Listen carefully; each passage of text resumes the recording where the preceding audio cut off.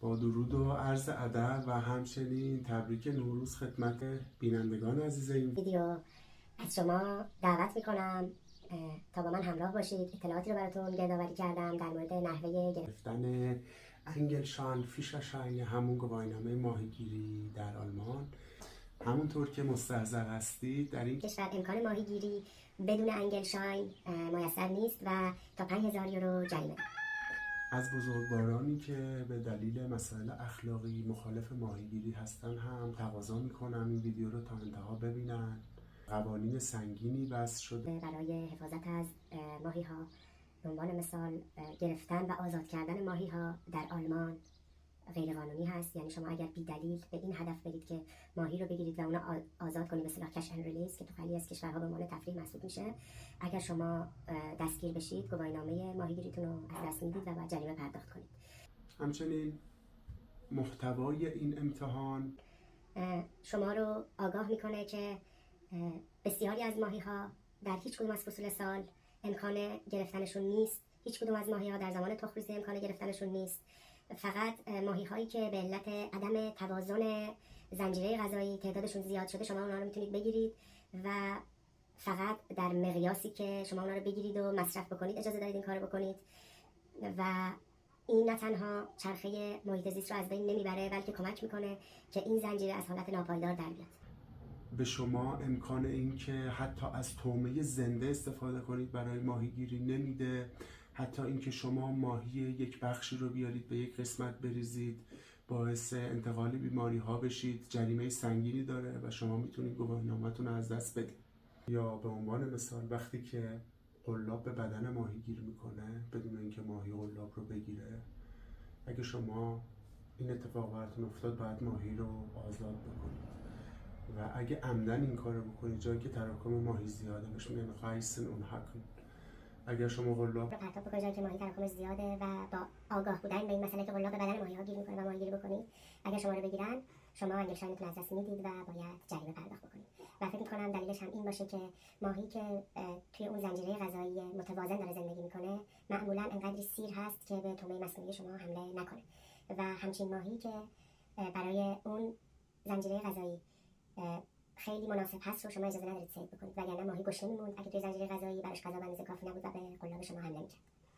برای اینکه شما بتونید در یک دریاچه تالاب یا رودخونه ماهی گیری بکنید نیاز دارید که فیشرهای erlaubnisschein اونجا رو تهیه بکنید.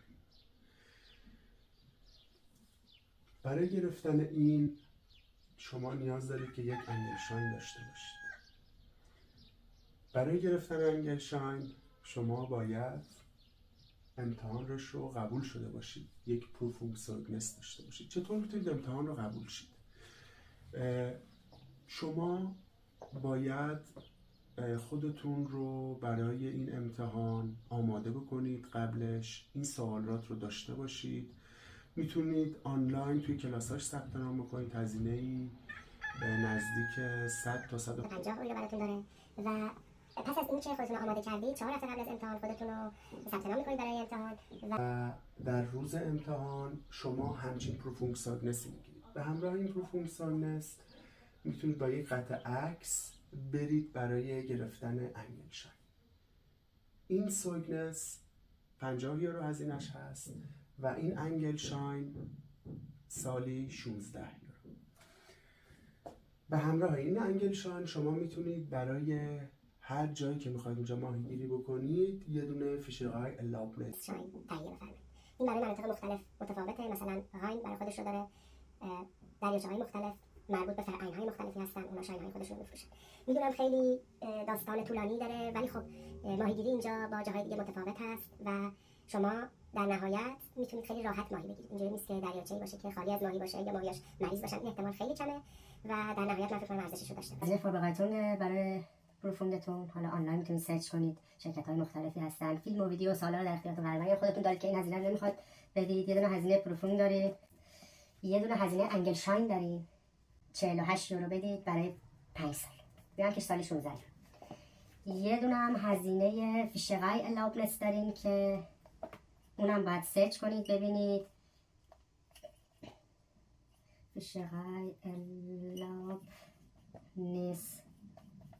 شاین دارید، اونم باید سرچ کنید. نزدیک شما حداقل 300 یورو باید هزینه بکنید که بتونید اینو بگیرید و به شرطی که امتحانش هم قبول بشید و فکر میکنم برای امتحان میتونید به خودتون مترجم ببرید.